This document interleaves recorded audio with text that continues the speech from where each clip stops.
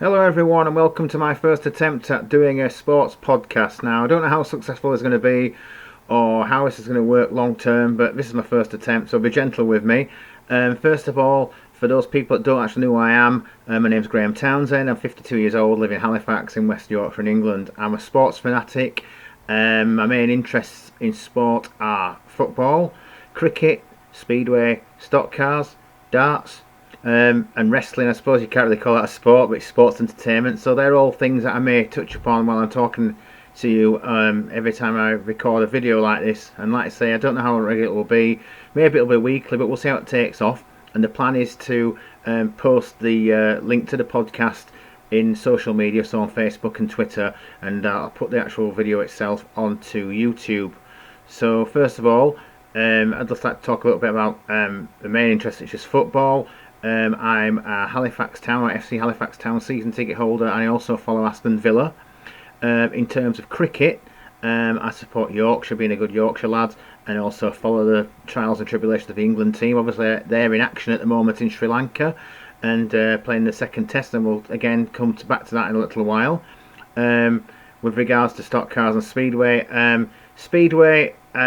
I don't really support a team anymore at the moment. I suppose a local team for me is Bellevue, where I go and watch fairly regularly when I'm allowed to, but obviously under the current terms of the pandemic and the lockdown, we're not going to be going anywhere, and the season isn't going to start until May this year. And we'll talk a little bit about that as well later on. Stock cars, well, there's been some good news there. I haven't been to a meeting for quite some long time now in person, but work is underway to restore the track to the stadium at Odsal in Bradford, and the planned first meeting there is the 3rd of April this year, so that'll be good to see it back there and seeing the top racers from Formula 1, Bristol Formula 1. So we'll talk about that as well. With regards to darts, the next large tournament, or next big tournament coming up is next weekend I think it might be Milton Keynes. I haven't checked that actually, but I know it's the Masters and it starts on Friday. I think it's on ITV4, so check that out on the schedules if you want to watch any of that. And obviously it'll be the first time seeing Gerwyn Price as world champion. And coming on to wrestling, well, I was going to say WWE, but I actually prefer AEW, All Elite Wrestling, and something I've followed since the early 90s when I got Sky, and my mum was still alive and she used to watch it with me on a Friday night and have a good laugh, and it brought back memories to her of when she used to go and watch it at the Victoria Theatre in Halifax, and she told me some good stories about how she got involved with some of the wrestlers in terms of like hitting them with a brolly and stuff like that. Mick McManus was one of the victims, I know that much. So, but yeah, they're all the main things that I'm really interested in sports. But I also appreciate that people will be interested in other sports, and when there are big events coming up, I'll try and cover them if I can. The one that I'm thinking about at the moment, obviously in a couple of weeks' time, is the Super Bowl is coming up, and we're into the playoff finals, the championship finals, I believe, this weekend. So we'll know who was going to be taking part in the Super Bowl, so keep your eyes posted for that. And obviously Sky show all the big games live, so if you've got Sky you can watch it on there and follow it in all of the media outlets as well. So we'll go back and talk a little bit about football, I think, first of all. And now's probably a good time to have a look at where we are in the season with the Premier League, because we've got a weekend break at the moment, apart from the Villa game which just finished against Newcastle. There's been FA Cup games this weekend so far. We've got some more tomorrow. I believe Chelsea Luton are live on BBC at lunchtime, and the big weekend big game of the weekend in the FA Cup is at Old Trafford, Manchester United against Liverpool, and all I can say about that is I hope it'll be more exciting than the league meeting was at Anfield last week, because that more or less put me to sleep. With two good teams like that, you'd expect better quality football, but you know, it wasn't the best of games. In fact, it was probably one of the worst games I've seen in quite a while, so let's not dwell on that, shall we? So yeah, talking about the Premier League and the effects of the COVID-19 pandemic, it seems to be making the season more interesting. I'm pretty sure that it's down to the lack of fans in the stadiums. It's had the impact of maybe levelling out performance from some of the top teams, and my own team Villa are doing really well at the moment. They've played very well. They've made some good signings during the summer, and they're performing better than I thought they would. I've got to say, this is possibly the best Villa team I've seen in maybe, I don't know, 15, 20 years now. A point Jamie Redknapp made on the TV not so long ago this evening. So if you've got any comments about how you feel that the lack of fans in stadiums are affecting or impacting the results this season. Please make sure you make a comment in the comments section below. But it's very interesting, and not many people would have said that they'd expect Manchester United to be at the head of the table at this stage of the season. I mean, they've obviously got some very good players, but some of them haven't always performed to the levels you'd expect from them. But this time, we seem to be doing so. Case in point being Paul Pogba's playing very well at the moment. Now, you could argue that might not be down to the fact that he's of love for Manchester United. It might be the fact that he's trying to put himself in the shop window for a transfer in the summer. But you never know really what the situation is with Pogba, simply because of the fact that most of the stuff that comes out about him is from his agent, and you always wonder what his motives are. But yeah, Manchester United at the top of the table, so probably not going to be very popular Liverpool fans. And obviously in reverse, the Manchester United fans will be pleased that they are top, and they can see that Liverpool are struggling a little bit at the moment.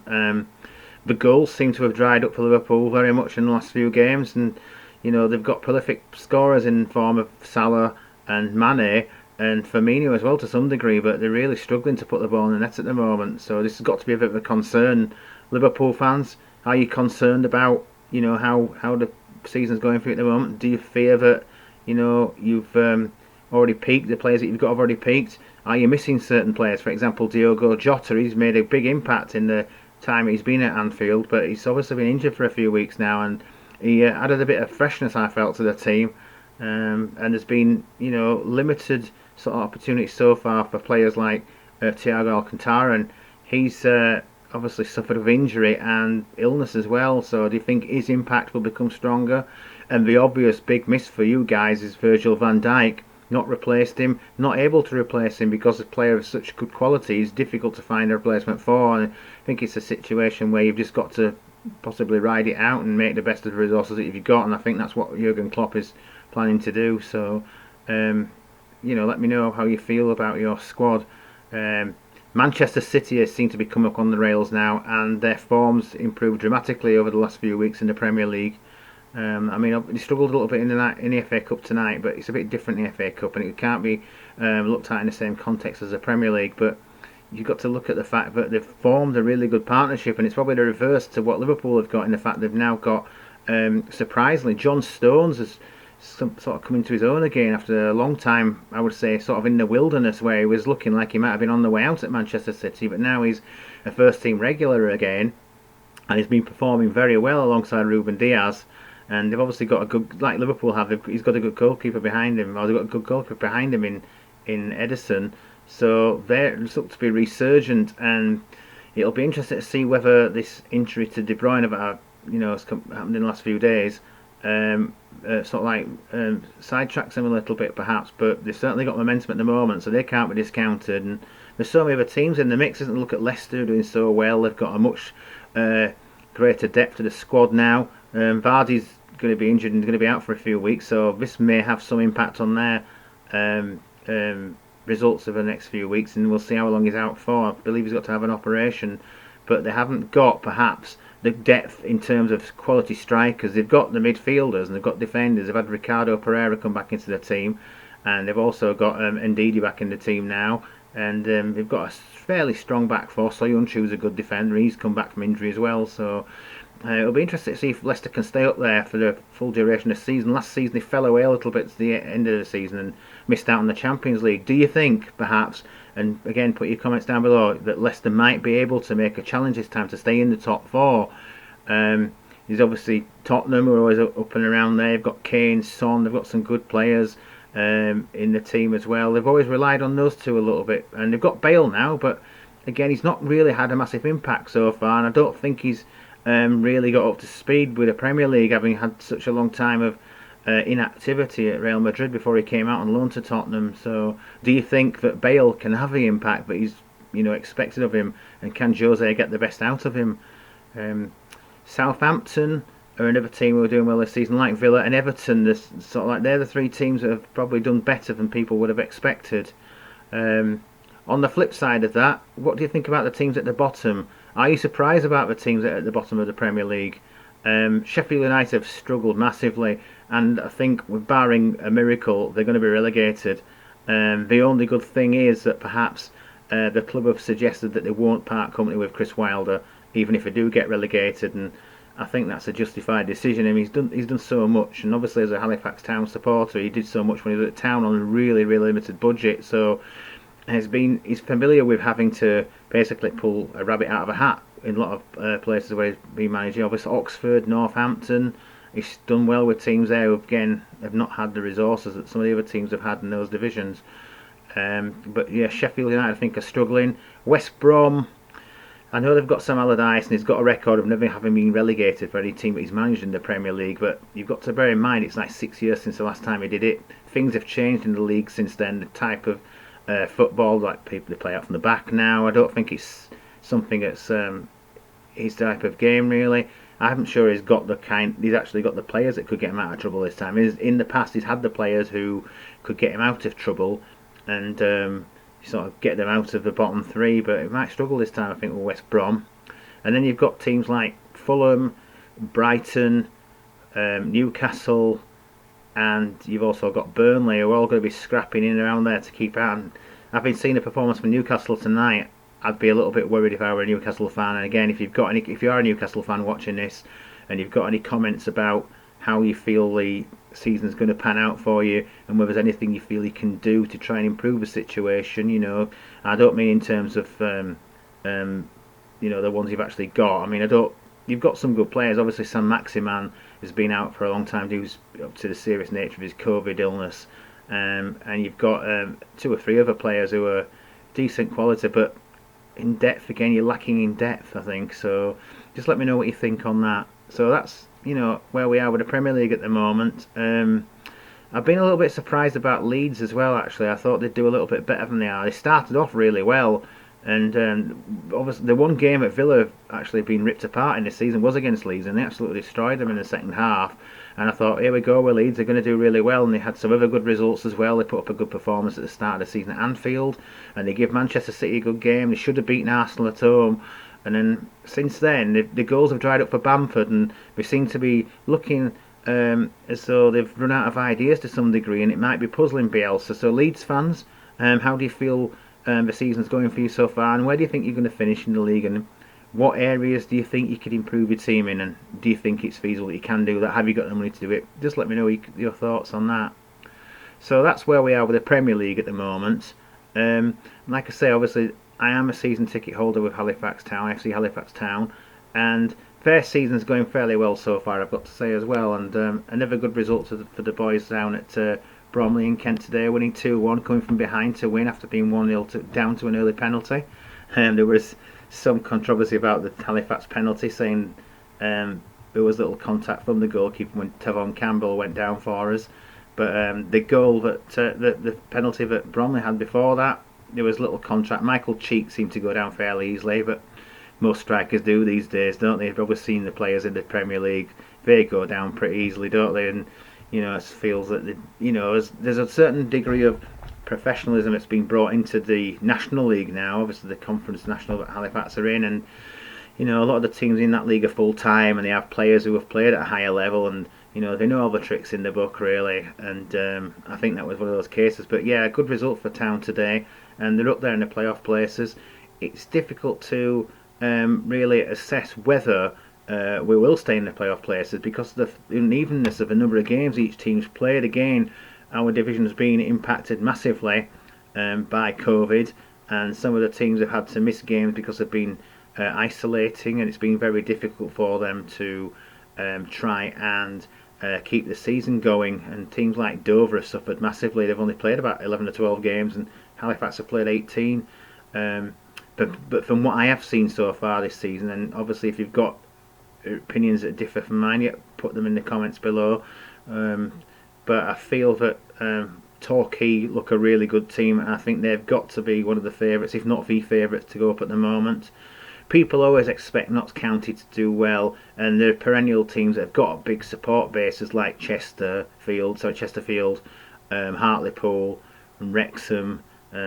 People expect them to be up there every year, but they don't always do it. And Hartlepool have actually had a good season this time, but they're doing better than normal. So they got a bit upset when Halifax called the game off at the Shea a few weeks back. just because of the conditions, which was unfortunate. But Jeff Stelling got a little bit upset and had a rant on Twitter, which I thought were a little bit out of order, and he should know better. So there you go. So yeah, let me know if you think Halifax will make it to the playoffs, and also let me know who you think will be the champions and the teams that you think might go down. Who is your favourite Halifax Town player? You know, who's the man who stood out for you? My opinion so far this season is that Luke Summerfield has been Halifax's best player so far this season. He's consistently putting good performances, and the defence is pretty solid. I've got to say, I think that Danny Williams and Jeff King have both come on massively in the last, say, 12 months or so. Jeff just needs to learn perhaps not to speak back to the referee too much, and maybe could be a bit more careful in his challenges. But when Pete Wild said during the week that he wanted Halifax to be more difficult to play against, I don't think he meant that he wanted us to start kicking the other side's players all around the park. I think he meant it in a different aspect to that, but sometimes footballers don't always interpret things in the right way. So yeah, obviously I try and keep an eye on all the other divisions as well, so Championship, League 1 and League 2. It's difficult to try and keep up with everything, but with Huddersfield being in the Championship and being a local team, and Bradford being in League 2, try and keep an eye on their results as well. And I see Bradford had a 0-0 draw at Cambridge today. Bradford fans, are you happy with the situation at the moment? You seem to have picked up quite nicely since Stuart McCall departed, and what do you see as the future for the club? What do you want to see happen with your team? What do you think is the thing that will help you get back up into League 1? I mean, it's probably not going to happen this year. You've got too much work to do now. As far as Huddersfield are concerned, in the Championship, they're sort of like mid-division, I believe, about 14th or something in the table, and they're doing better than last season. Obviously, last season must have been a bit of a culture shock, and they almost at one point looked like they were going to go down for a second season in a row, but they managed to steady their ship and they pulled it round and stayed up. So what do you think your team's missing, and what do you think you need to get yourself up the table? And probably to be, again, it might not be this season when you're going to be looking to challenge for a place in the playoffs or move back up to the Premier League, but what aspects of a team do you think you need to improve on? That's what I want to hear from you guys. So that's sort of like a summary of what's going on in the world of football in this country at the moment. And I think I may at some point, if I get a chance, do some special sort of like podcasts dedicated to specific subjects. So we're thinking about things like transfer windows or VAR, everybody's favourite. Everybody loves VAR, don't they? So we could perhaps do a podcast on that at some point, and how you feel about whether it works or not, if it's the right thing to do. How does it work in football compared to other sports like cricket, rugby union, rugby league, and they've got similar sort of like referee decision systems, but they seem to work more smoothly perhaps. Is it just the fact that, you know, we're still getting used to using it in this country in football? Other countries around Europe, such as Italy, have been using it for much longer, so they've probably got more experience of it and it seems to work better. But we'll move away from that for now, and we'll come back to that another time. So what I'm going to do now is talk a little bit about cricket, and the England Test team are currently out there in Sri Lanka and playing the second Test match. Obviously, having won the first one, they made one change for the second game, bringing in James Anderson in place of Stuart Broad, and he's had quite an impact so far after his bowling performance in the first innings. And although Sri Lanka got 381, it could have been a lot worse, and we pegged them back quite well in the second day today. So I'd like to think that England can at least get out of this game with a draw. I was a little bit concerned about the lineup at the top when with both openers are out cheaply again for the third innings in a row. Both Zach Crawley and Dom Sibley have struggled to get any runs on the board on this tour so far. Now, whether those two will remain in those positions coming forward to the Tour of India, which starts in about, I don't know, something like 14 days from now. Once they finish this Test match, they move straight on to India. Will they retain the spots in the lineup? Rory Burns is obviously missing at the moment. I believe he'll be back in the squad for the India tour. And when you factor in also that Ben Stokes and Jofra Archer will be flying out to join the squad, I believe, in India, that'll strengthen our team. But we're doing all right at the moment, considering.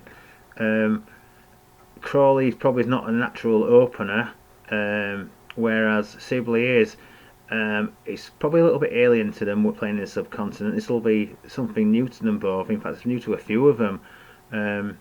The other area of concern may be regards to spin bowlers. I mean, Don Bess and Jack Leach both took wickets in the first test, and they both got a 5-wicket haul, one in each innings. But in this match so far, they struggled. I don't think they took a wicket at all between them in the first innings. It was down to the pace bowlers to get Sri Lanka out for 381. So we'll have to see what transpires in the rest of the match. Like I say, I was concerned when England was 7 for 2 today, but Root and Bairstow pulled it round nicely, and let's hope they can keep it going tomorrow morning and keep the partnership up and running at least probably till lunch if possible, so we can get ourselves in a position where we're not so much at risk of losing this test. I mean, we obviously can't lose a series because it's only a 2-match series, but I'd like to think that we're a team that's good enough to beat Sri Lanka even when we're not performing 100%. But Sri Lanka do have some good players. Angelo Matthews has shown what a good player he is, especially in Test cricket. And Sri Lanka don't really play a lot of Test cricket. They play more T20s and one-day international matches. So for them, it's probably been a little bit of a backs to the wall sort of situation after having just come back off a tour from South Africa, where they actually didn't do too badly considering the number of a lack of games they play in the Test arena. So if you've got any comments about Sri Lanka, make a comment about that below as well if you wish. With regards to anything else that's going on in the sporting world at the moment, I think, like I say, we've got the Super Bowl coming up. The darts starts, the Masters tournament starts next week, and we've also got the Australian tennis coming up not too far away from now, and there's been a little bit of a controversy, hasn't there, out in Australia over this, because Novak Djokovic has been trying to dictate the terms under which the tennis players are able to stay, and obviously you'd have to isolate in Melbourne whilst they're waiting for the tournament to start, and he's been at odds with the officials over there. So if you've got any comments or views on how you felt that's been going as well, and whether he were right to make the comments he has or not, with regards to COVID, let me know.